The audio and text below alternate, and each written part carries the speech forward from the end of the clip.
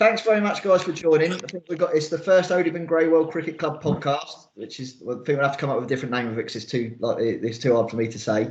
But effectively, where we were supposed to start cricket this weekend, so what we're looking to do for launching a new website is just to get something on there where we can have a bit of a chat with the players, get a bit familiar, and hopefully it helps everyone stay a bit more better connected. So what we're going to look to do, we've got a lot of the players around here. We're going to ask a few questions, and obviously you guys feel free to interact. So if anyone says anything against your name that you feel besmirches you, you're more than welcome to have it put your line in defence. But we'll start with Nick, captain of the Threes. And so a question for you, Nick: what aspect of cricket do you most miss about whilst we're locked down? You're on mute if you're talking. Nick, you're on mute. Cracking start. That's how he captains the birds. He's always on mute. One down early doors. I need a bit of time to think about the answer. So no, Chris, it's obvious for me really. It's Saturday afternoon, seeing all the guys. We see a few of them on Wednesdays at nets, but all the banter in the changing room. What I'm going to do when I get out there and smash that bowler around. And 5 minutes later, people walking in with their stumps in a mess. It's all a chat with the lads and the ladies, and yeah, really missing it. Cool. Cheers, mate. And thanks for giving everyone else a tutorial on how to use the mute button. Very, very good deliberate mistake on that. Over to you, Dano. Yeah, I probably just echo what Nick says. Just the banter in the changing rooms when you rock up. There's no better feeling than rocking up on a Saturday afternoon, just raring to go. It's what we work all week for, and you look forward to your weekends. Like, yeah, when you rained off, you lose your Saturdays, and you're just like, oh, what am I going to do? But it's not even started yet, and I was on about it at work yesterday. They said, oh, you're just looking a bit miserable. I was like, yes, I should be playing cricket rather than sat in work. Yeah, it's probably that competitive edge as well.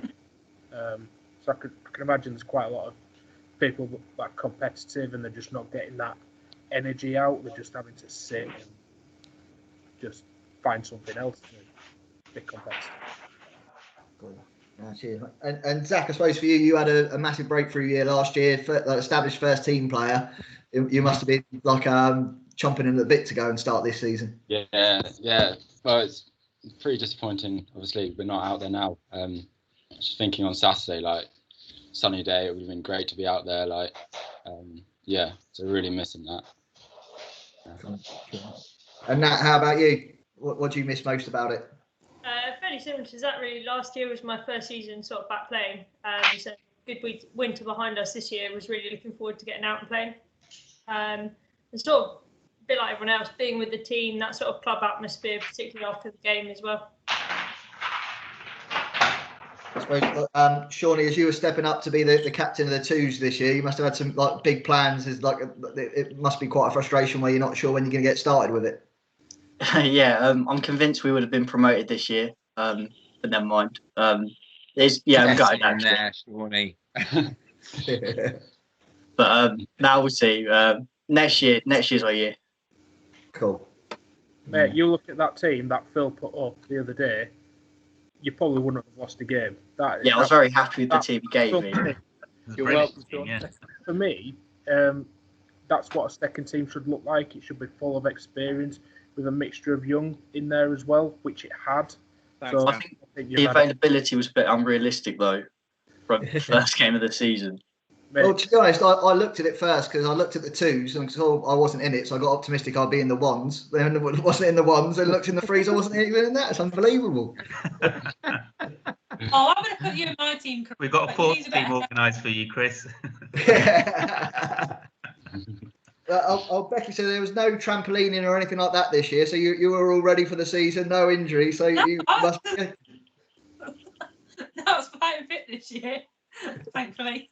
But no, I was quite excited to get out, and we've got quite a young side this year. A lot of like the girls have started to turn 13 and stuff, so they were going to come into our side. So yeah, we're going to have big numbers. I also miss running that out as well because that's fun. Cheers, Becky. Sorry. You don't need to practice that one anymore. Yeah. No, we've got that diversity. Sorry. Nets, like for you as well as like obviously a player would be interesting, but it'd also be good to get your perspective on like the coaching side as well, where obviously just like we're halfway through winter nets and like doing that for the juniors, as well as coaching and playing. You must be gutted. Yeah, exactly. Yeah, I was going to say, being a player and a coach, what everyone said so far. So that team spirit as a player is what I really miss really this year. Sort of getting out there, and for me, having a busy week as well, working, just getting out there and taking my mind off life, if you like, and playing out there on the wicket. It's a totally different sort of environment for me.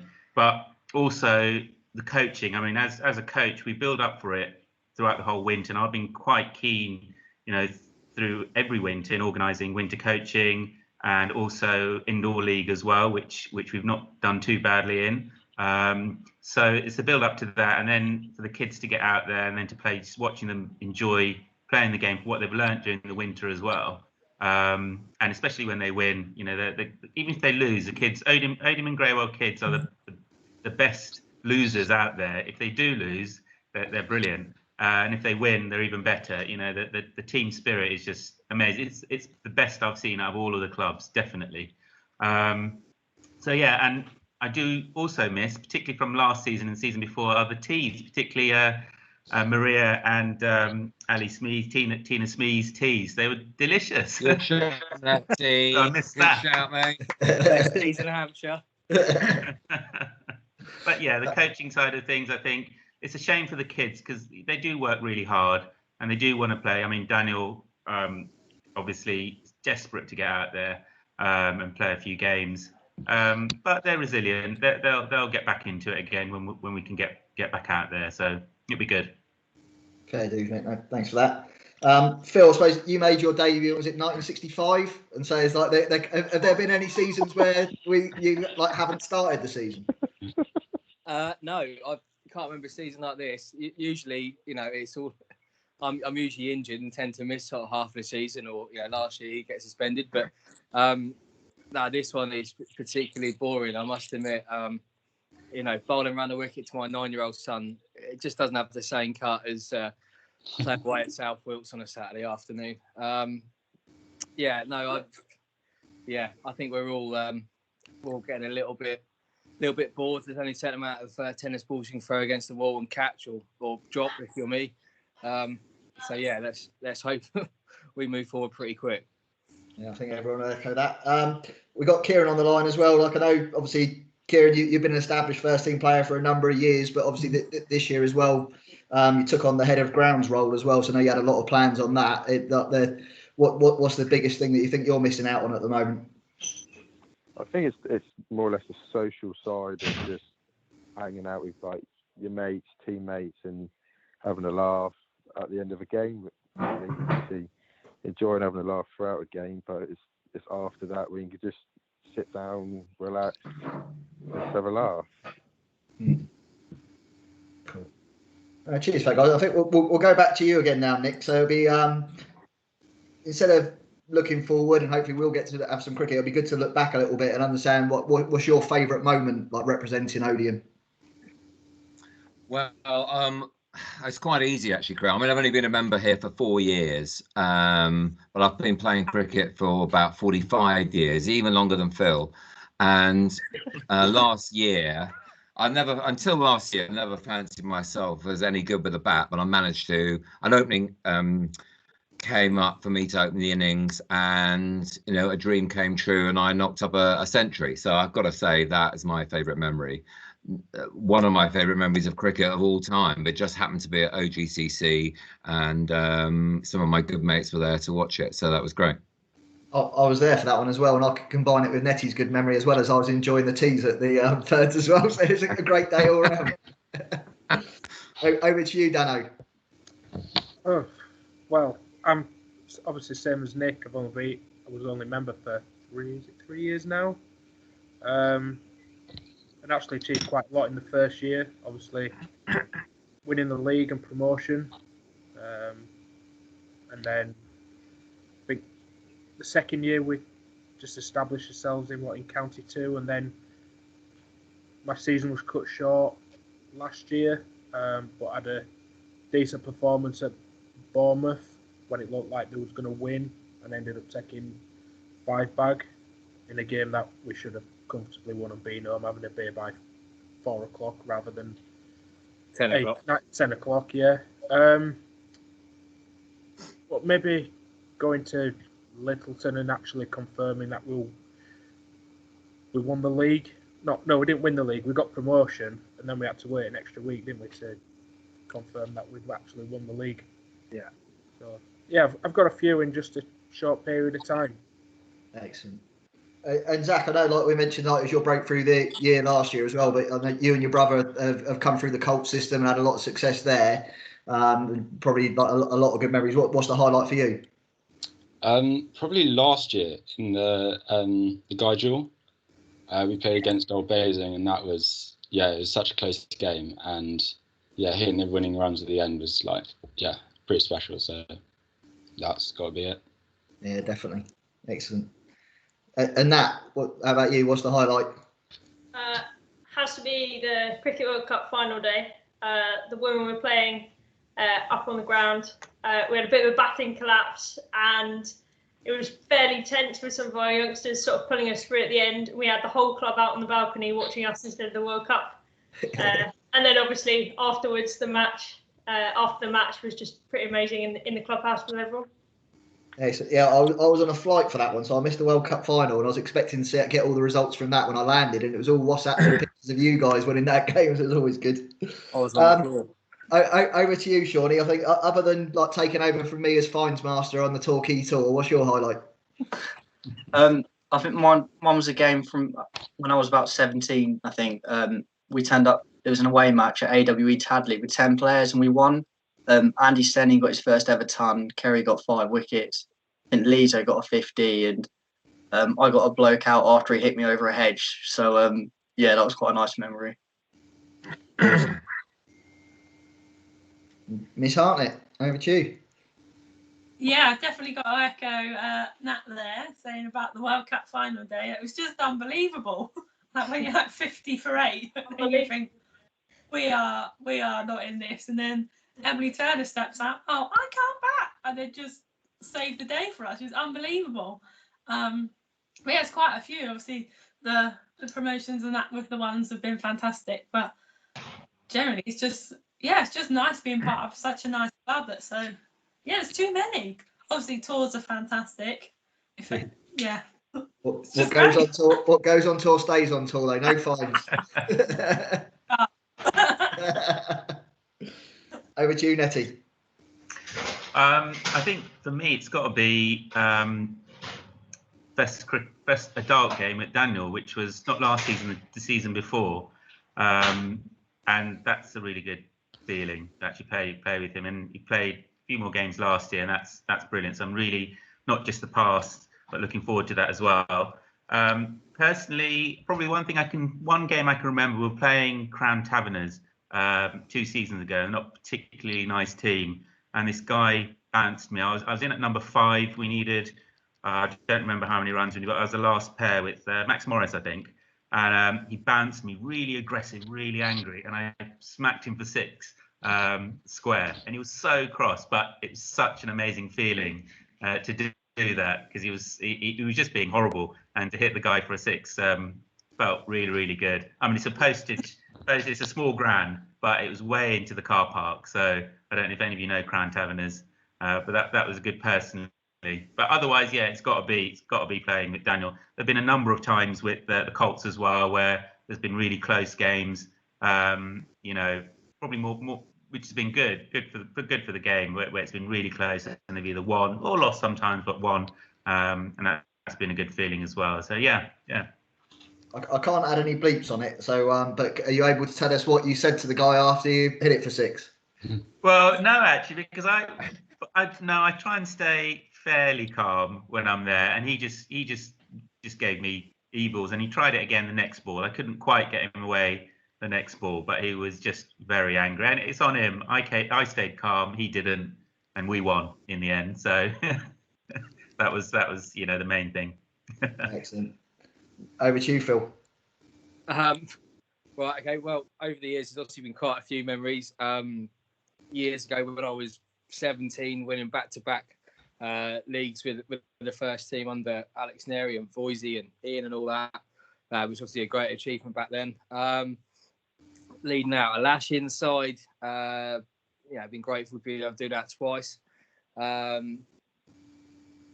Couple of hundreds, league hundreds that have all, also, been a decent achievement. But there's been various partnerships and that I remember one a couple of years ago at South Wilts, another one of our close friends in the league, and we happened to be chasing two. I think we're chasing 240 odd, and me and Dan were the last pair, and I happened to play with a broken hand. And I don't know what we did, Dan, but I think we must have nearly got 100 partnership for the night for the 10th wicket with a broken hand, and they kept coming at me with shorter balls, and they kept hitting me. And I think probably of all the memories, I think that's the one that always sticks. Where you grind the result. We lost in the end by I don't know 20 runs, but it was one of those ones where you think, what, we could do it here, we could not. But there's been games where I think losing the last ball of the Guy Jewell was one that hurt, but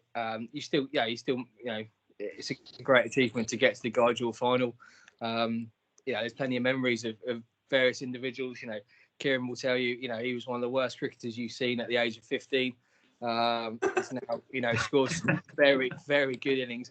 Zach was one that I must admit, 3 or 4 years ago was never really on the scene. Now he's been given his shout and become one of the best cricket Zodium's produced. And it's nice. There's sort of the memories you keep. I think you've got your personal memories of big hundreds. And I remember going to Basingstoke in a league game and hitting 125 off something like 50 balls inside 20 overs, which I know upset a few people that day. But hopefully many more to come.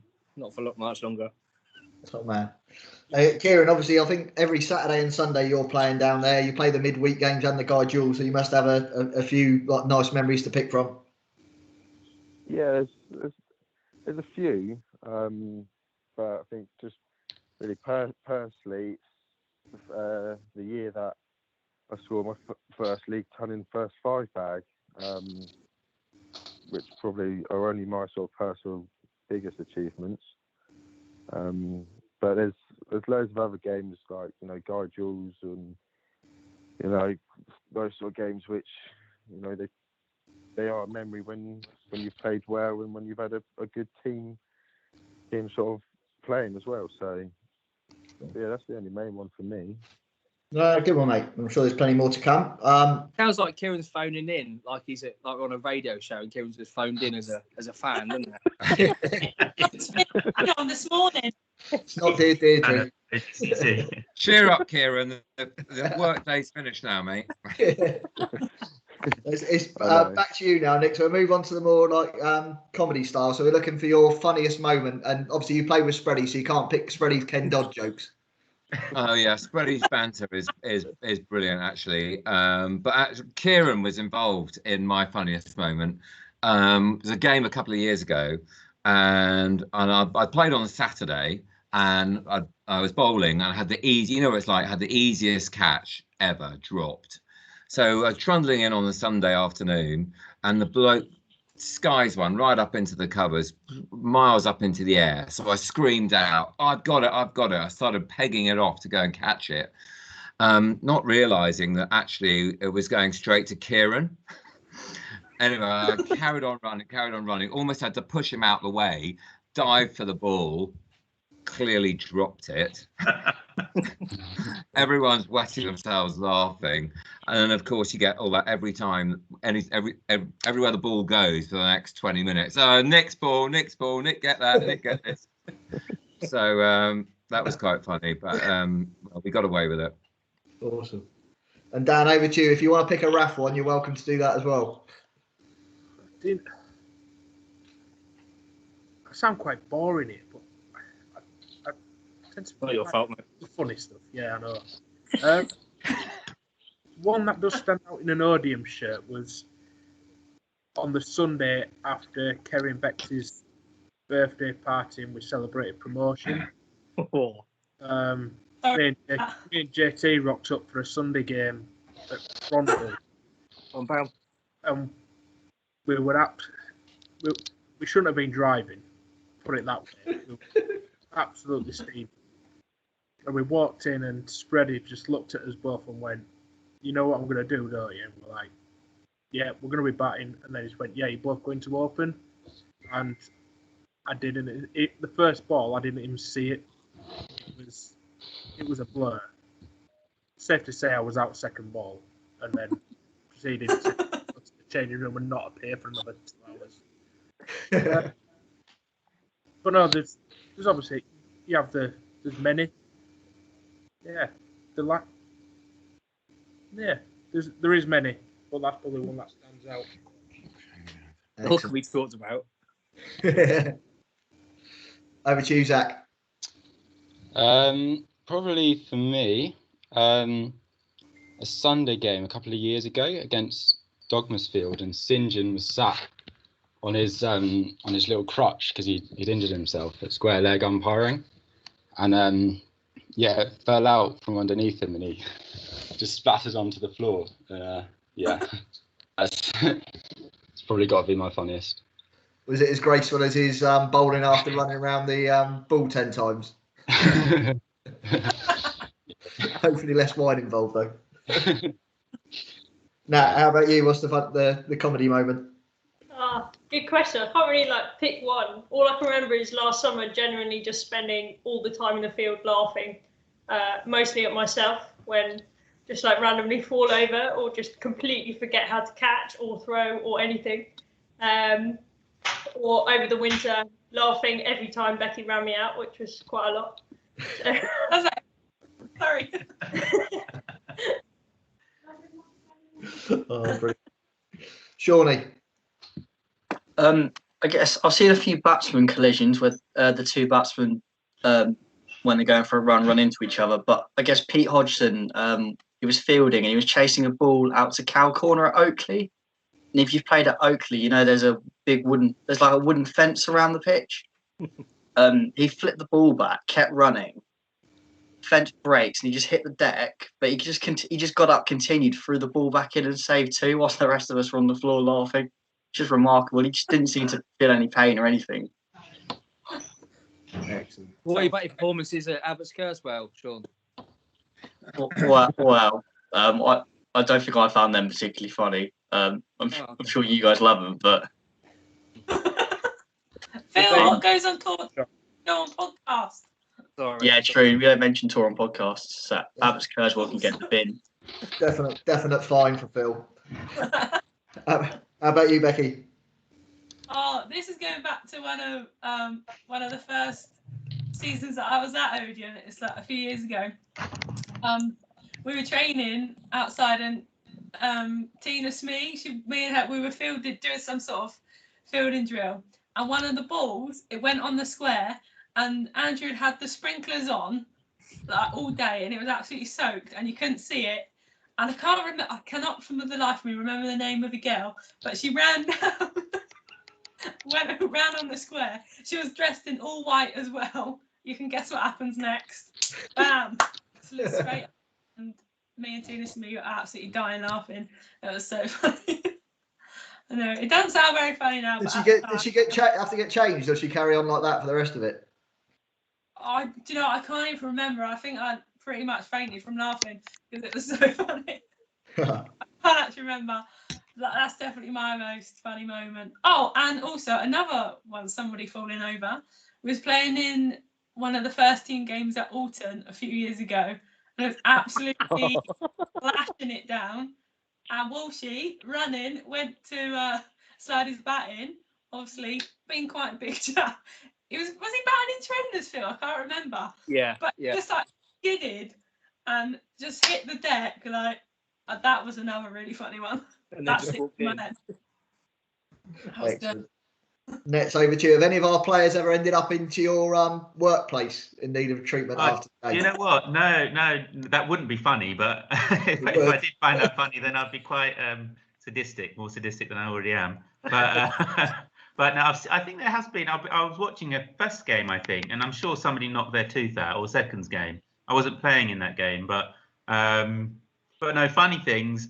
I'm gonna quite clearly say if there's any game that I'm playing in with St John, I'm laughing. I don't think he intentionally means to be funny, but he is. He just his batting, his bowling, his fielding, everything makes me laugh. And stuff that he says, it's just like, he's hilarious. I'm not sure he means that, but he's hilarious. And as others said, and playing with Spready, just the banter really, and it's never against the other team. It's usually within the team. Nicknames. There's lots of dental references that come up quite often. Some of them rude, some of them not. So I have to put up with that. But otherwise, there's been a couple of funny incidents with me. I did this standing sort of silly mid off, and this guy came in. He must have been coming in number 6 or 7. Smacked it as hard as he could, and I just stood there, and I call it my belly catch because it went into my belly. I groaned. Everyone thought I was injured, but I caught it. I got it. And everyone was sort of cracking up because of the noise that I made. It was like a bit of a grunt and a kind of a. But I had big bruise on my belly actually. Fortunately, I've got quite a lot of padding there, so. Cool. Zach, we lost you there for a little bit. My internet just went. I'm back now. That's right. Cool. Have you got another funny moment for us? Don't know, mate. Probably just the one. Good man. Okay, on to you, Phil. Oh, crikey. There's quite a few.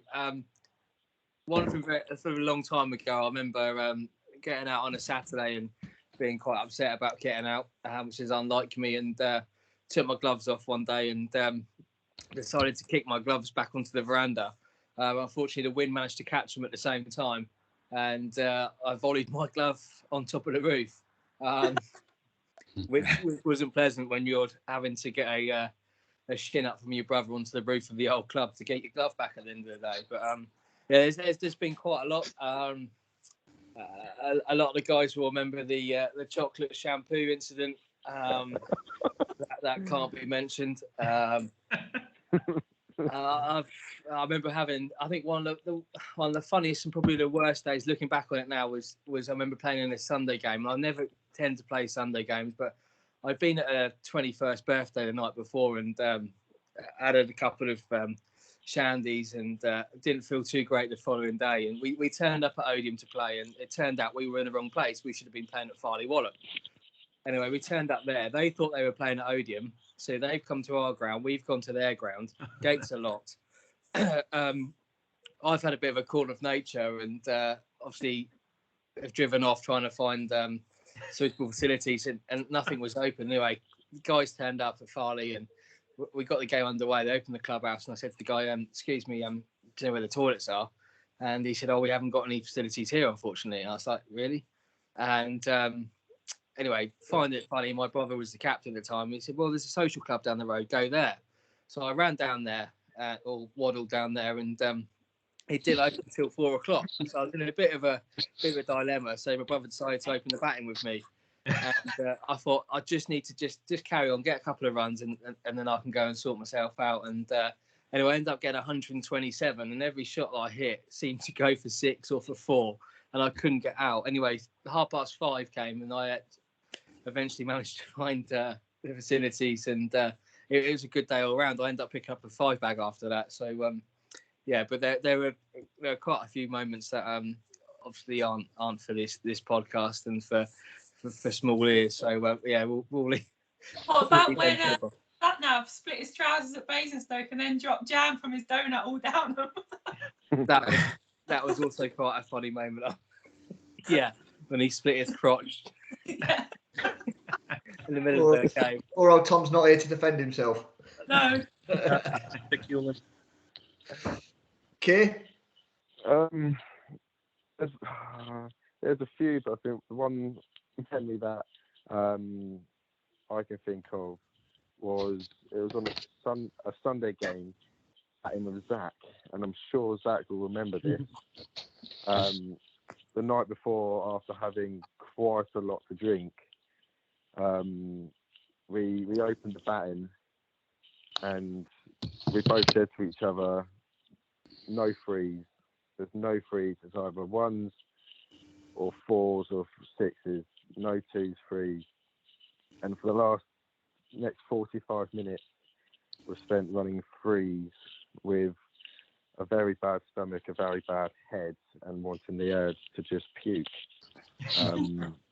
So we both decided to just do my usual thing, and just hit up in the air and run off to the toilet.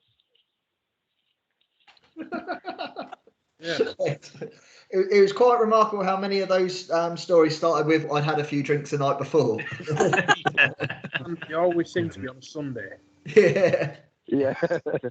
Well, moving on to the next one. And apart from like Dan's excellent Facebook challenges, have you guys managed to do any like training while isolation? Sorry. Over to you, Nick, first. Sorry on that one, mate. Well, I'd say in the threes we take a fairly liberal view about training. Some of the boys think having a net would be considered overtraining. So I'd say probably the lockdown's come at a pretty good time for us, and we're ready as soon as the season starts, mate.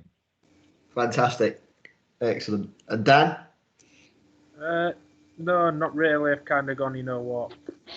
I've not had for the past 3 years. I've not had a pre-season, so I've always been away. So it's no different. So I kind of might as well make it 4. I have been in the garden with Sarah, and as normal, my bowling goes to all parts. Easy. do your wicket every now and again, but it tends to go to all parts. Sarah did nearly take out next door's little one the other day, but he absolutely creamed it. But yeah, that's about as much as I'm getting is just bowling at Sarah. You've become like professional TikTokers as well, haven't you? Yeah, well, I'm part-time. Sarah's full-time.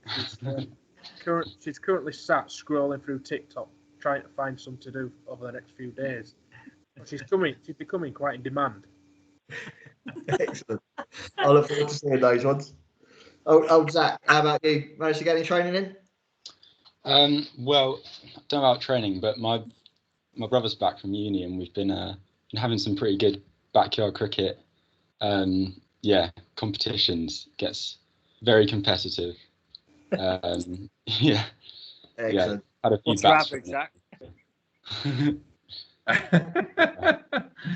1,349 not out.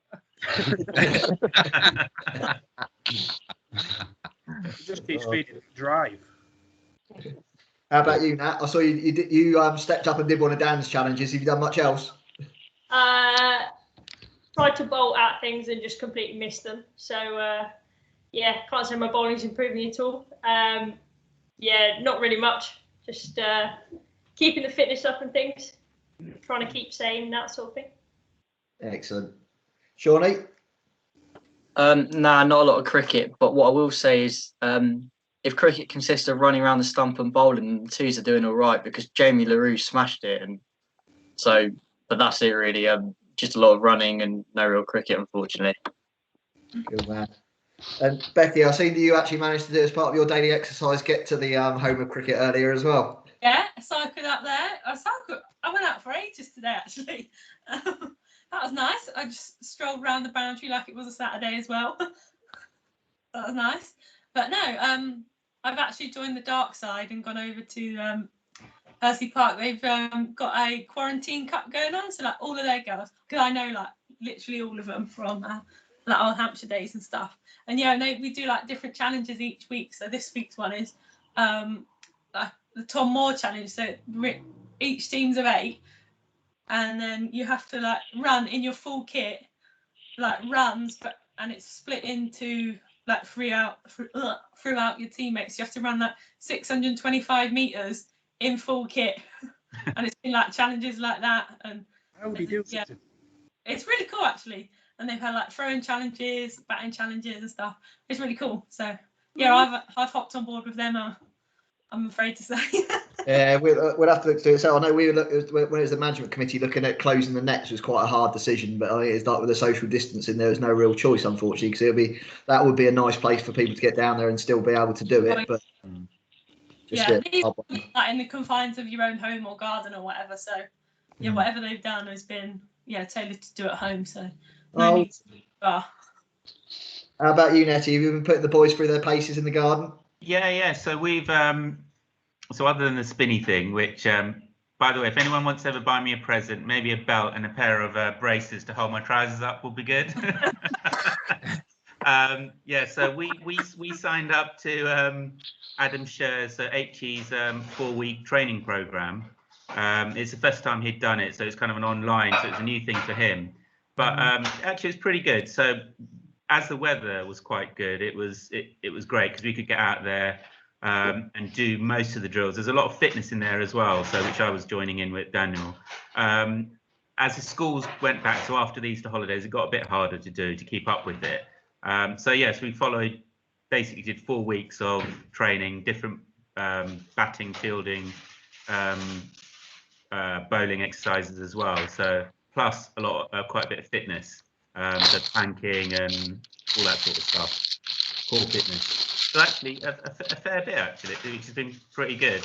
But we're looking forward to it. It gets hard in the garden because the first week Daniel we played hardball, and I said, please hit it along the ground, please. But he didn't. He hit it in the air. I think it went into Des's garden because Des lives near us. So it's probably about 3 gardens away. So fortunately, there were no greenhouses or people in their gardens. Otherwise, it would have been a trip to A&E for someone. I'm disappointed Des didn't catch it. Yeah. But it's been good. And you, Mr. Thomas, I know, like, apart from keeping the local community in beer and compost, have you got time for the training? Always, mate. Obviously it's an unfortunate situation that the gym is shut, and every evening I'm looking for something to do. But yeah, apart from picking up a couple of 4 bags, 4 for 21 the other day against Charlie in the garden, not a lot really. A couple of knocks in the 30s and 40s. It's kept me in touch really. But yeah, not a lot to be fair. I've done a little mini pub crawl on my bike, but everywhere seems to be shut at the moment. So it's sort of been a bit useless really. So yeah, I'm ready to go whenever. Phil, when you're bowling to Charlie, do you still give him a send off?